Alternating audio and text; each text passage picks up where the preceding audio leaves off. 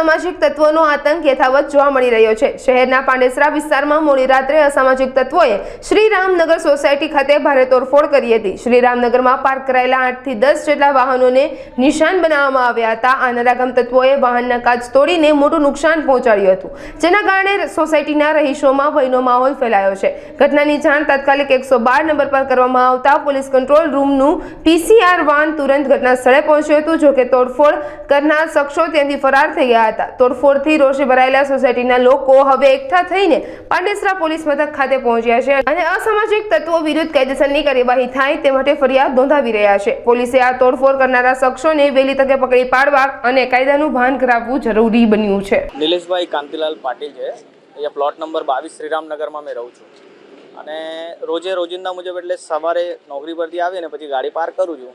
એવું જ કાલે ગાડી પાર્ક કરીને મેં ગયો અને સવારે આશરે મને 6-7 વાગે એટલે ફોન આવ્યો। અહીંયા દર દિવસે 15 થી 20 ગાડી ઊભી રહી છે કન્ટિન્યુ, અને એમાં આ ગાડી જ્યારે ફોન આવ્યો મને કે ગાડીના કાચ તોડ્યા છે, મેં અહીંયા આવીને જોયું તો કમસે કમ 8 થી 10 ગાડીઓનું નુકસાન થયેલું। ફ્રન્ટ કાચ તોડેલો હતું, પાછળનો કાચ તોડેલો હતું।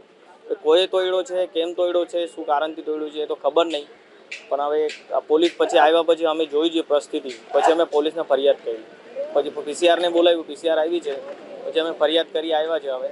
હવે જોઈશું આગળ શું ખબર પડે છે। એ દંડોથી પછી પથ્થરથી મારીને ઈંટ મારીને એવી રીતે તોડ્યા છે, અને ફ્રન્ટ કાચ છે, પાછળના બી કાચ છે, સાઈડ ગ્લાसेस છે, એવા બહુ બધું નુકસાન થયું। એક ગાડીમાં નહીં તો બી આશરે 30 થી 40 હજારનું નુકસાન થયું। આનો જે આજે અંજાના ઈસમો છે આ લોકોને પકડે અને આવું નુકસાન નહીં થવું જોઈએ, કેમ કે આ બધા અહીંયા લેબર વર્ક રહે છે, એ લોકોની બી ટેમ્પો ઊભા રહે છે। આવા માણસોના 50-60 હજારનું નુકસાન કર્યું છે। એ જ આશા રાખી છે પ્રશાસન પાસે કે આવા ઈસમોને પકડીને આવા લોકોને કડીથી કડી સજા આપે।